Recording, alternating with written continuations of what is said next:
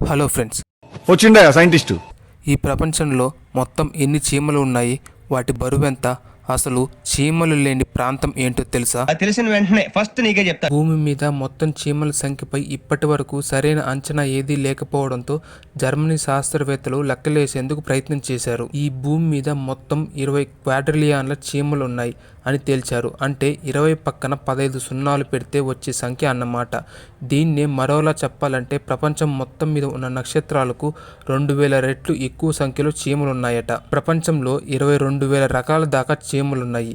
ఒక సర్వే ప్రకారం ప్రపంచంలో ఉన్న చీమలన్నిటిని పంచితే ఒక్కో మనిషికి 10 లక్షల చీమలను ఇవ్వచ్చని చెప్పారు. చీమలు వాటి సగటు బరువులను పరిగణనలోకి తీసుకుని చూస్తే వాటి మొత్తం బరువు 1,20,00,000 టన్నులను తేలింది. భూమధ్య రేఖకు 10 డిగ్రీల పైన కింద ఉండే ట్రాపికల్ జోన్లో చీమలు పుట్టలు పుట్టలుగా ఉంటే నగర ప్రాంతాల్లో అతి తక్కువగా ఉన్నాయట.